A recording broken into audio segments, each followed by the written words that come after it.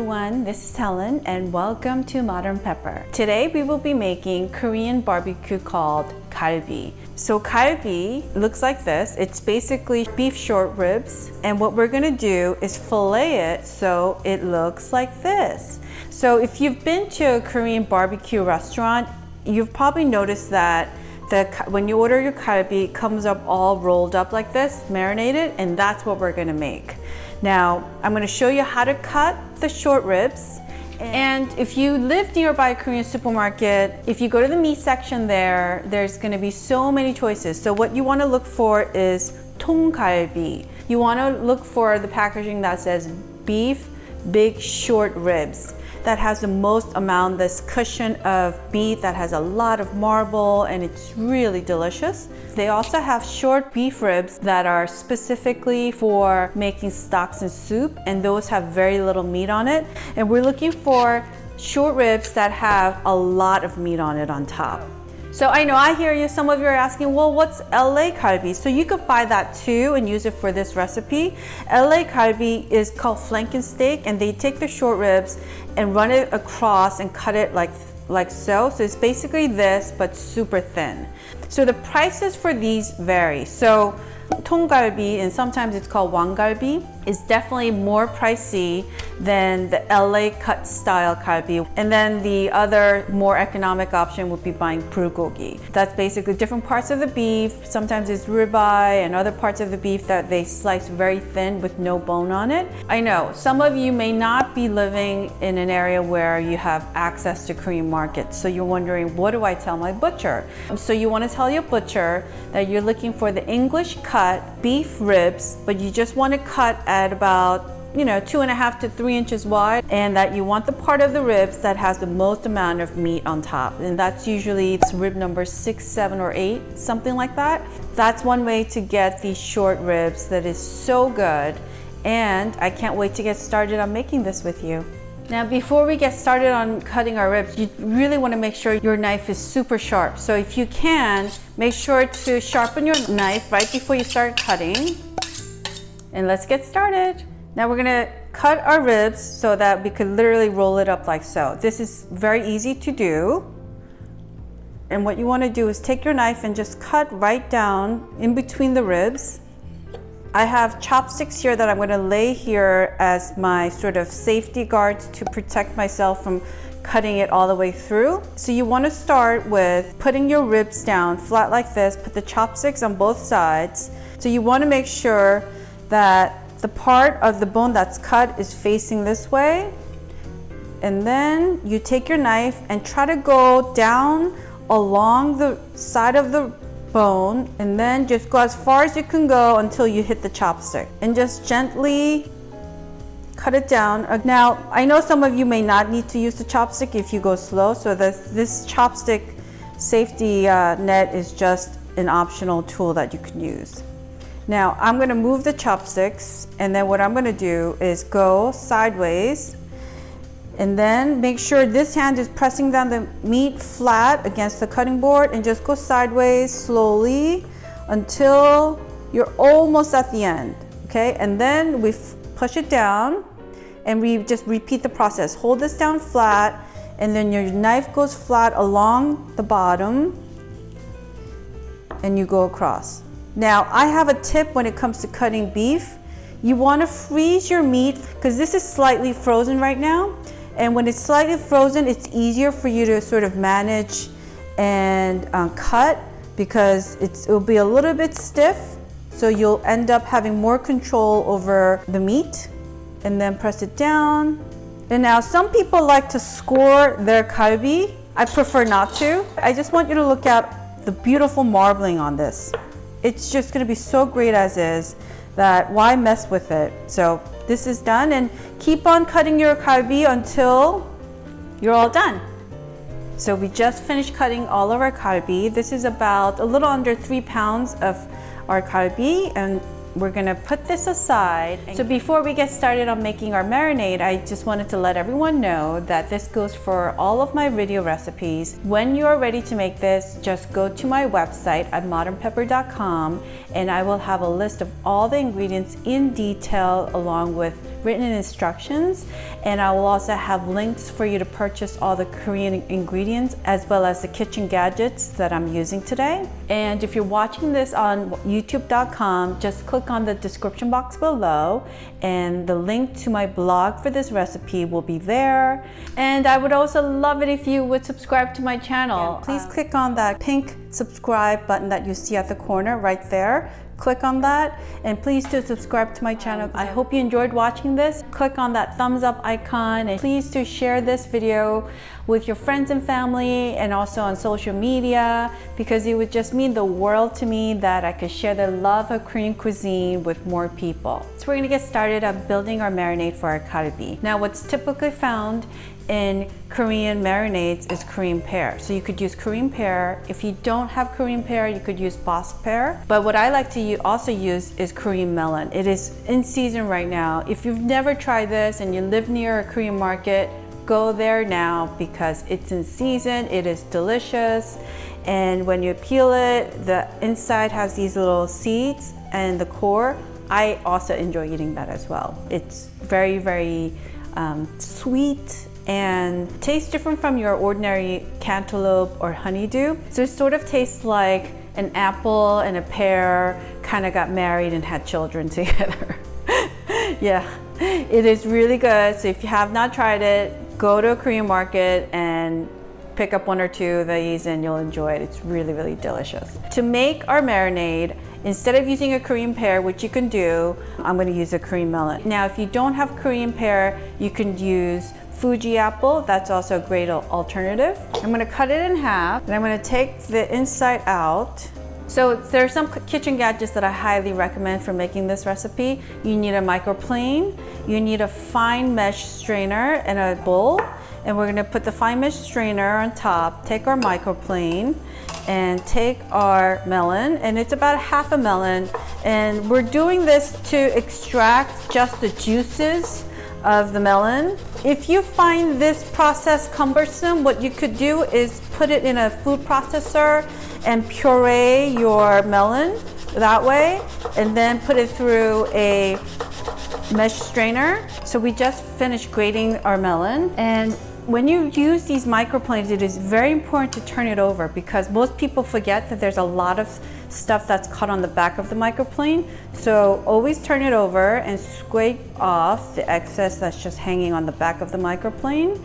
And then what you're gonna do is take your mesh strainer and just using the back of a spoon or this silicone spatula, just press it down and try to squeeze out all the juices, natural juices of our melon. And you could do the same thing if you're using a Fuji apple or a Korean pear or any sweet pear of your choice would also work as well. So keep on pressing it down until you've extracted all the juices from our puree. And it should look like this. So that's 1/3 cup of fresh melon juice. And I used about half a melon. And the next ingredient that we need is shallots. Cut the end off like so, and then go around the top rim like that. And then score it on the side and just peel a layer off. Then you have the tip as a grip. Then we're gonna use a microplane and shave it. We need 1 tablespoon of shallots. So we are almost done. So make sure to always turn it over and use a spatula to remove the excess that's on the back of the microplane. So 1 medium shallot is giving me about 1 tablespoon of shallot pureed. Now I have 5 garlic cloves and we're gonna use the microplane again and shave our garlic. The marinade recipe that I'm making today is replicating how the marinade is made at Korean restaurants. So if you've been to Korean restaurants, when you order galbi like that on the bone, you'll notice that the marinade is just the marinade liquid alone. You don't really see pieces of garlic or scallions floating around in the marinade.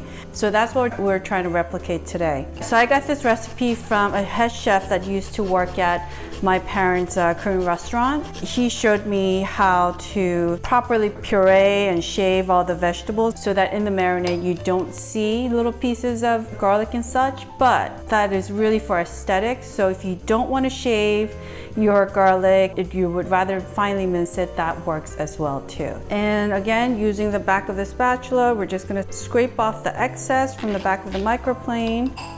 So we only need half a tablespoon.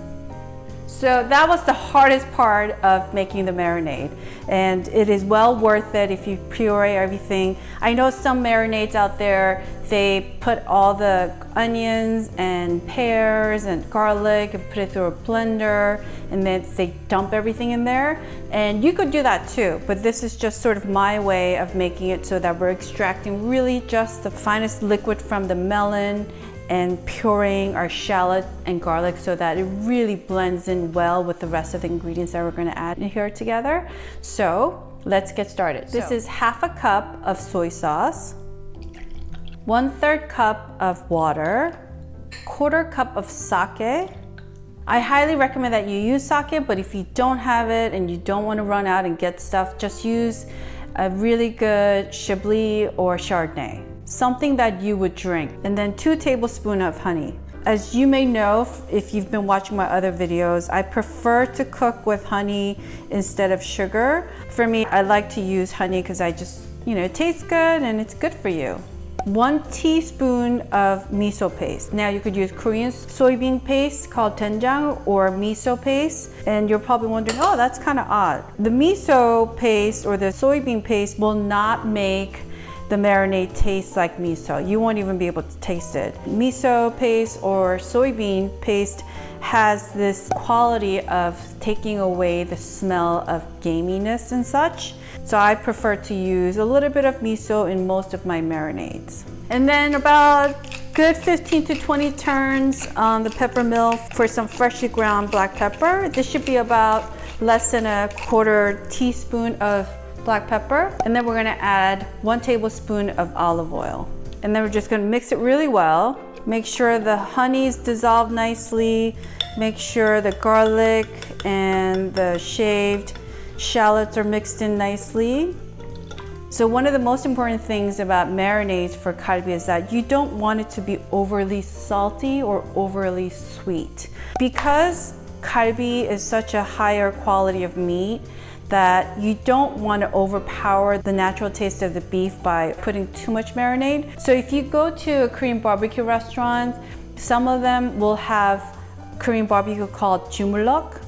And jumulok basically means to kind of use your hands to mix. I know in translation it kind of sounds a little different, but that's what they're referring to. So for jumulok barbecue, they're not pre-marinating the beef. What they're doing is using the highest quality of beef and literally adding the marinade as the orders come in. So the marinade really is just lightly coating the beef because the beef itself is so good, you just want the marinade to just be a subtle aftertaste of the barbecue. So we're gonna have a quick taste of our marinade.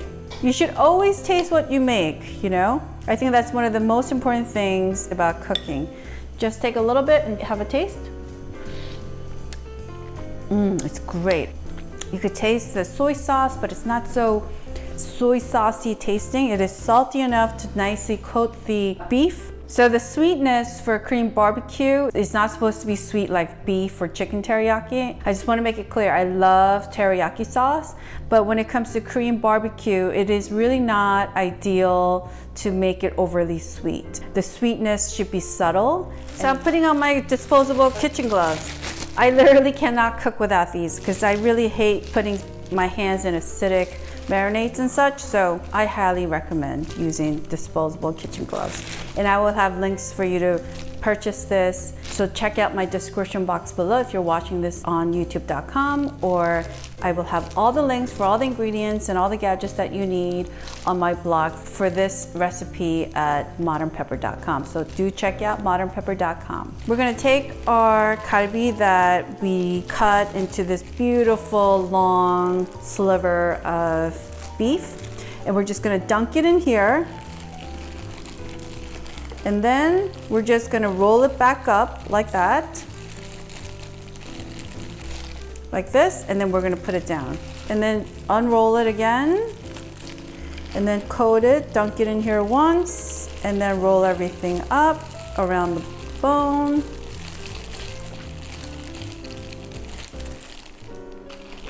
And continue repeating until you have marinated all your short ribs. So we finished dunking our short ribs into our marinade and put our short ribs in a Ziploc bag.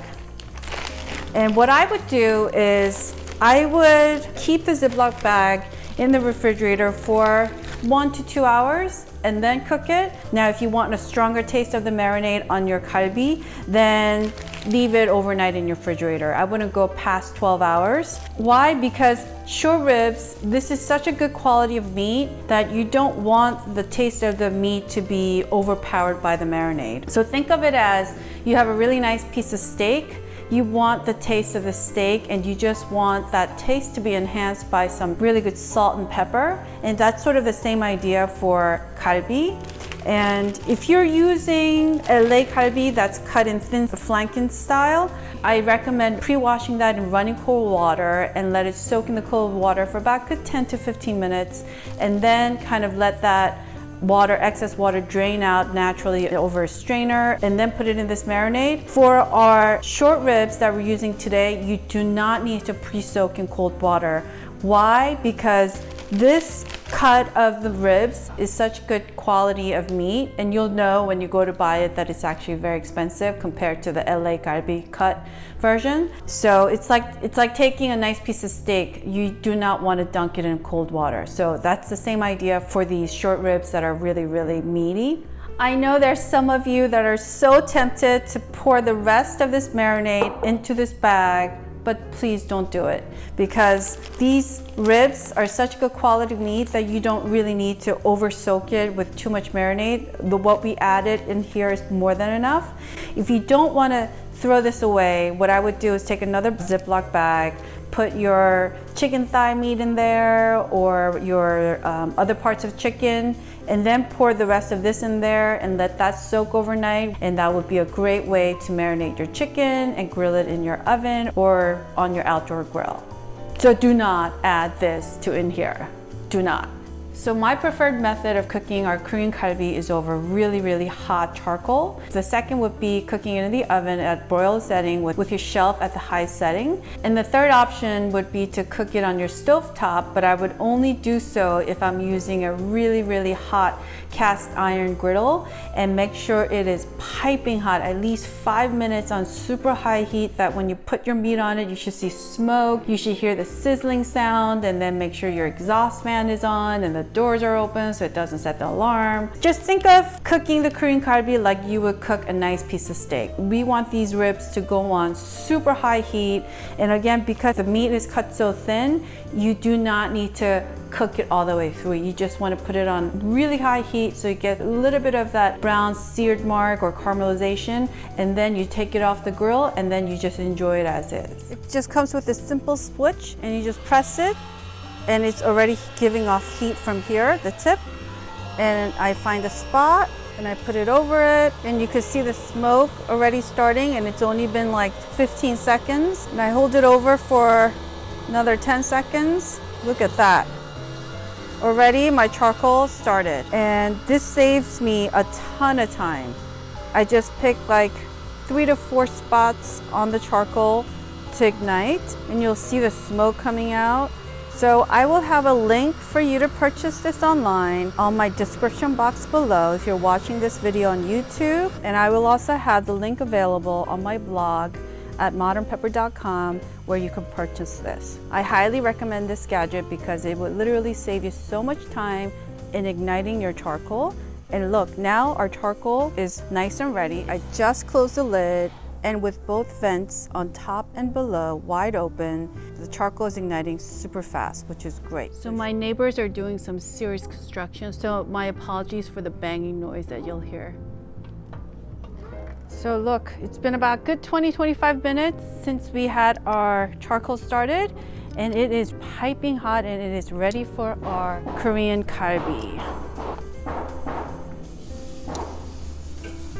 Just be open. It's gonna cook real fast. Let that sizzle until you see a little bit of grill marks, and then we're just gonna turn it over. So these guys look like it's ready to be turned over. And like that, within a couple minutes, because the fire's so hot, our kalbi's ready. I can't tell you how great this smells. It smells so good. Look at that.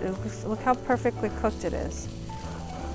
Just want to see a little bit of that brown mark on our kalbi, and it's ready. Voila. So you want to make sure your oven is super hot, boiler setting, and your oven shelf is at its high setting. And then you put your kalbi on top like so, right under the source of heat right there. And we're just going to let that cook until we see a little bit of that sear mark or that nice, beautiful dark brown mark on our meat. So it has been about good 3 minutes, and look, so that's what we're looking for. We're just looking for a little bit of that dark brown mark on our meat, and then it's ready to be turned over. So how long will that take for your oven? It really depends on what kind of power your oven has. So if you have one of those ovens that are super powerful, it'll be quicker. If not, it'll take a little longer. So just keep an eye on it until you see the brown mark, and then you turn it over. And notice how I'm putting all the meat sort of in the center of the baking sheet, because that's where the source of the power is, right above in the center of your oven. You put it back in and wait for it to turn lightly golden brown on the other side as well. So we finished grilling our kalbi. I can't tell you how delicious this smells. I hope you try this at home because the smell is just incredible. You could just smell just a little bit of the marinade, but just the natural smell of the short ribs and the fatty smell that I'm smelling from the grilling is just, I'm gulping in my own mouth. And this pamuchim salad is just scallions that you add a little bit of different ingredients that you always typically have with Korean barbecue lettuce wrap.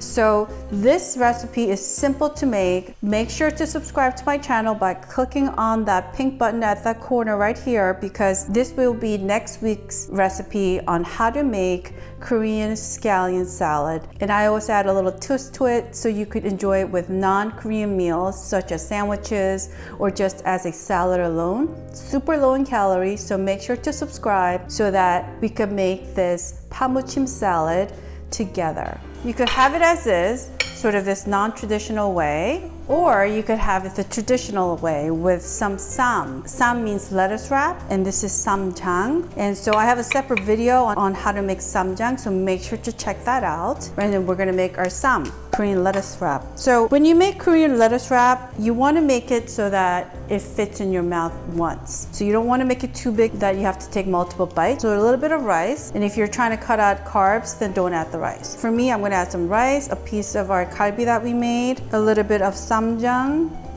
a little bit of our pamuchim salad or scallion salad. And then, you know, you could also add serrano pepper and some fresh garlic, but I prefer not to. And then you just wrap it up, and you want to wrap it up so that it's bite-sized. Literally, it has to fit in your mouth. If it doesn't, then you made it too big. So next time, make it smaller.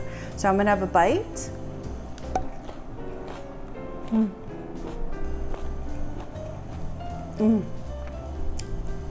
First of all, because of the nice marbling and the quality of meat, it's just so delicious. It has a little bit of chewy taste, and the marinade is subtle, and it enhances the taste of our short ribs. And you could add different layers of lettuce, so you could add green leaf lettuce and add a little bit of arugula if you like, or radicchio to make it a little bit more peppery. By all means, you could add all different kinds of layers of lettuce. So the lettuce with our delicious meat with that marbling taste of the fat, and then in our scallion salad that we made, and then the ssamjang together, it's just like a party in my mouth of so many flavors.